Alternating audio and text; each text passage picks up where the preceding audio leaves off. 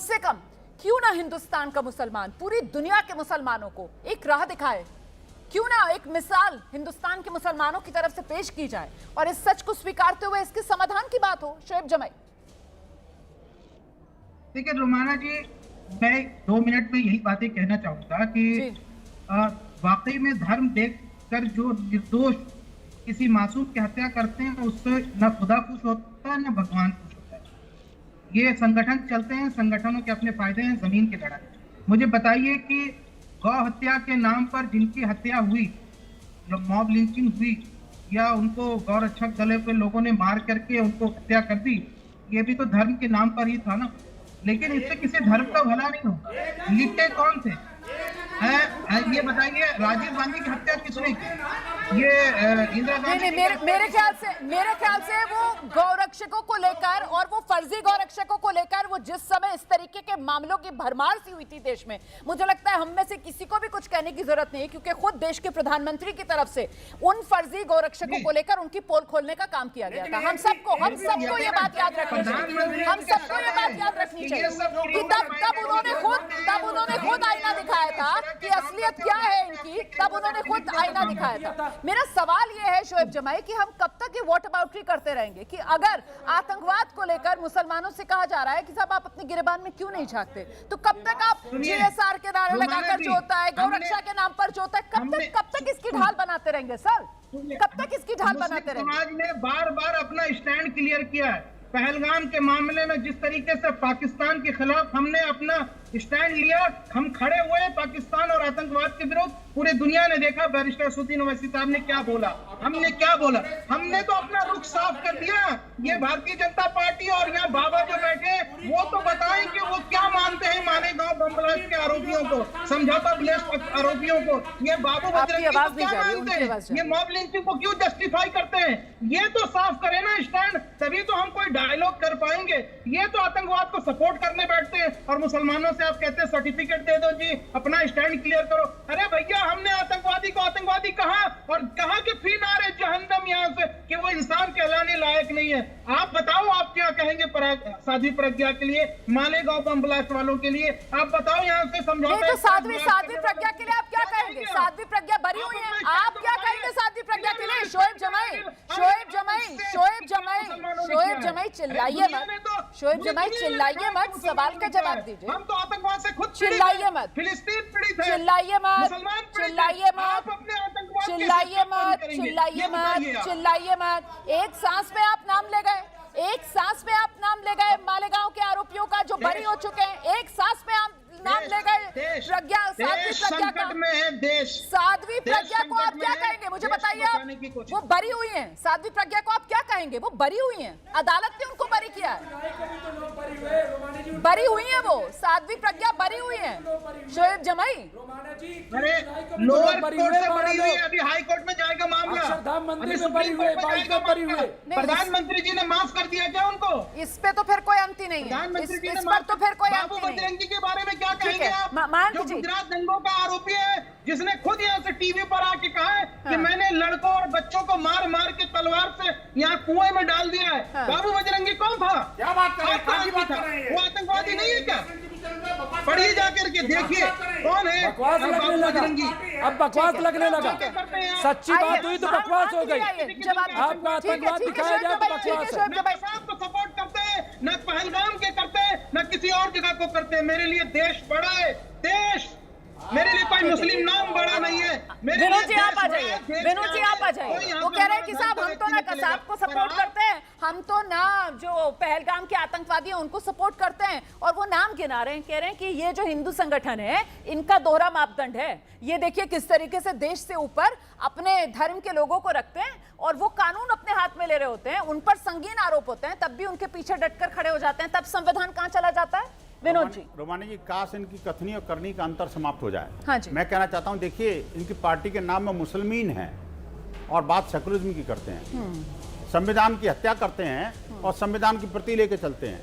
यही तो देश के अंदर दोहरा मापदंड इनके है। नेता असदुद्दीन ओवैसी हैं। हाँ, मैं वही तो और बैरिस्टर साहब जो है वो जबरदस्त तरीके से भारत के लिए बैटिंग कर आए सर्वदलीय प्रतिनिधिमंडल में। उनकी तारीफ क्या खूब बात हुई। करो, एक सांसद है, हाँ। सांसद को सांसद का धर्म भी निभाना पड़ेगा ना आपको। निभा रहे हैं मैं- सांसद का मैं कह धर्म, रहा हूं, बस मैं नहीं, यही जानना लेकिन- चाहती हूं। लेकिन हाँ। यही तो सांसद है ना जो फिलिस्तीन की जय के साथ अपनी बात शुरू करते हैं, हाँ। संसद में शपथ लेते हैं, फिलिस्तीन की जय बोलते हैं। आखिरकार मुझे बताइए कि ये जो एक सेकंड वो बात पूरी कर ले फिर आप आ भारत जाइए। माता की जय भी हाँ बोल जी। दो मौलाना, कभी भी ठीक है। कभी भारत माता की जय बोली इन्होंने? कभी नहीं बोली। ठीक है। वंदे मातरम बोला? नहीं बोला। ठीक है। अरे जिस स्लोगन को लेकर के मेरे देश की सेनाएं, अब मेरे देश की सेनाएं सीमा पर रक्षा करती हैं, लेकिन फिर उससे भी ये भारत बच्चे- सरकार ही उनको और भेजती है ना। वो ये फिलिस्तीन सब कर रहे हैं, फिर भी भारत अरे भाई, सरकार उनको सरकार भेज का रही है। क्या मतलब हाँ। मैं देखिए, हाँ। ये कोई सर्टिफिकेट नहीं है हाँ। कि एक बार आपको विदेश भेज दिया तो इसका मतलब आप तो देशभक्त हो गए। नहीं तो देशभक्त नहीं है क्या? असदुद्दीन ओवैसी देशभक्त नहीं है, आप ये कह रहे हैं? आप कह रहे हैं असदुद्दीन ओवैसी देशभक्त नहीं है? असदुद्दीन ओवैसी आतंकवादियों के पैरोकार हैं। हाँ। असदुद्दीन ओवैसी, उनकी पार्टी जो है ना मुसलमानों को जिहाद की तरफ बढ़ा रही है। मैं सीधा कह रहा हूं, सर लेकिन आप इतने संगीन आरोप लगा रहे हैं, आप इतने संगीन आरोप लगा रहे हैं। अब तो मुझे एएमआईएम के शोएब जमाई के पास चलना पड़ेगा। शोएब जमाई को लेकर आइए जरा स्क्रीन पर। शोएब जमाई, यहाँ पर विनोद बंसल की तरफ से कहा जा रहा है कि साहब असदुद्दीन ओवैसी जो है वो आतंकवादियों के पैरोकार हैं। शोएब जमाई और विनोद बंसल को स्क्रीन पर लेकर आइए। इन्होंने देश विरोध का काम किया है। ठीक है सर, आप सुन लीजिए, जब आप सुनिए शोएब जमाई का। आइए शोएब जमाई। देखिए, विश्व हिंदू परिषद के बारे में अमेरिका की एक बड़ी संस्था है, US inter religious freedom. America के सर्टिफिकेट की जरूरत नहीं है भारत को। देखिए, अब जब बात इनके फेवर की आती है तो अमेरिका को तलवे चांट लग जाते अब हैं। सुन तो लीजिए जब ना, भारत आपने इतने आरोप लगा दिए, अब उनको भी सुन लीजिए। उनको बोलिए भारत आपने पर एक ही पार्टी के राष्ट्रीय अध्यक्ष पर, आपने माननीय सांसद पर इतने बड़े आरोप लगा दिए। अब जरा सा उनकी पार्टी का पक्ष भी आने दीजिए विनोद जी, नहीं, जरा लेकिन संयम पार्टी के का- साथ। पार्टी पर- आइए पार्टी शोएब पर जमाई को तरीके लेकर से आइए, शोएब जमाई को लेकर आइए मेरे साथ। शोएब जमाई, पहली बात तो यह है कि किसी संस्था की इतनी औकात नहीं है कि देश के एक सबसे बड़े सांसद रत्न, हाँ, सबसे बड़े माननीय- सांसद औकात, ये इनका तो देश की शान है। अरे चुप रहो यार, कौन बेहुदा आदमी है? तुम बोल रहे थे, मैं बीच में नहीं बोल रहा था ना। नहीं आप ही की आवाज जा रही है, आप ही की आवाज जा रही है। आप अपनी बात रखिए, हाँ, आप ही दिख रहे हैं सुनिए। स्क्रीन पर। हाँ आइए। देखिए, हम हमारे देश के एक शान, इस भारत माँ की शान, जिसने इस देश की शान लाज पूरी दुनिया में रखी। देश क्या, पूरे भारतीय जनता पार्टी के लोग हों या सब लोगों ने इस बात को देखा, पहचाना। माननीय प्रधानमंत्री मोदी जी ने उस सर्वदलीय बैठक को भेजा जहां हमने अपने देश की शान बचाई। कोई विश्व हिंदू परिषद का नेता तो नहीं गया था ना, कोई विश्व हिंदू परिषद के नेता ने कोई ऐसा काम नहीं किया फौज में जाके या सरहद पे जाकर के लड़ाई। कर्नल सोफिया लड़ी है। भारत के अंदर विभाजन की नींव किसने रखी? आपकी रजाकारों ने रखी ना रखी शहीद हुए हैं। आप मुझे बताइए। अरे हैदराबाद के निजाम का हमारे पाला लोग पोसा थे बढ़ा जो दिया, यहाँ से वो किसने? करगिल में ये शहीद कौन हुए। समर्थन तुम दे रहा था जैसे भारत विरोध गद्दार के जो लिए? हैं, वो अरे देश मुझे के लिए कुछ नहीं बताइए, कर सकते। मुसलमानों को आतंकवादी वो देश के जो लिए कुछ नहीं आतंकी कर सकते। गतिविधियों में मिलने से उनको बचाने का काम कुछ नहीं आचार्य विक्रमादित्य को ले आइए जरा मेरे साथ। आचार्य विक्रमादित्य को जरा मेरे साथ ले आइए। आचार्य विक्रमादित्य, यहाँ पर चर्चा आतंकवाद को लेकर, आतंकवाद का धर्म होता है क्या, इससे वो चर्चा शुरू हुई थी। आतंकवाद का भगवा जब कह दिया गया कि साहब आतंकवाद का रंग भगवा है, उस पर सबने बहुत आपत्ति की। अभी यहाँ पर ये कहा जा रहा है कि साहब मालेगांव में निचली अदालत का ही फैसला आया, इतना खुश होने की जरूरत नहीं है, अभी इंतजार कीजिए। अच्छा, दूसरी तरफ साध्वी प्रज्ञा जो है वो हरा रंग बता रही है मुसलमानों का, वो कह रही है कि सीधे सीधे आतंकवाद मुसलमान जोड़ रही है वो।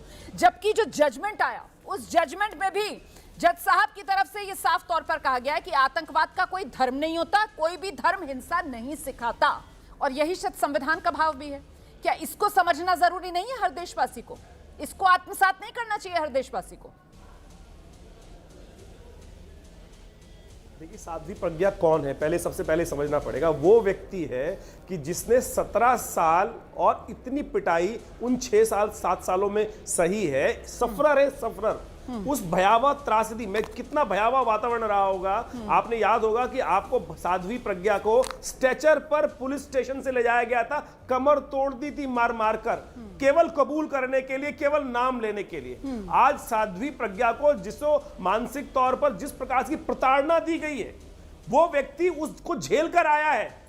अगर मैं कह रहा हूं यहां बैठे हुए तमाम लोगों में से आप कोई जो बात कह रहे हैं, आप जो बात कह रहे हैं उसमें दम है, आप जो बात कह रहे हैं उसमें दम है, लेकिन फिर इस बात का एक दूसरा पक्ष भी है ना कि उससे पहले 7/11 जो मुंबई में ट्रेन ब्लास्ट हुए थे उसमें भी तो अब फैसला आया और उसमें तो हाईकोर्ट का फैसला आया और उसमें हाईकोर्ट ने 12 लोगों को बरी किया और ये वो 12 लोग थे जिन्हें तो कभी अपने मुकदमे के दौरान सलाखों से बाहर आने का भी मौका नहीं मिला। इधर मालेगांव वाले मामले में तो जितने आरोपी थे वो सब जमानत पर बाहर थे, ऐसे में उनको हाईकोर्ट ने बरी किया है। तो कुल मिलाकर मामला अगर आतंकवाद का है तो आतंकवाद को एक समस्या के तौर पर और आतंकवाद को एक नासूर के तौर पर क्यों नहीं देखा जाता? आतंकवाद को आतंकवाद के नजरिए से देखिए, धर्म के नजरिए से मत देखिए, क्योंकि तब समाधान नहीं ढूंढ पाएंगे आप, सिर्फ और सिर्फ मामले को भटकाएंगे आप।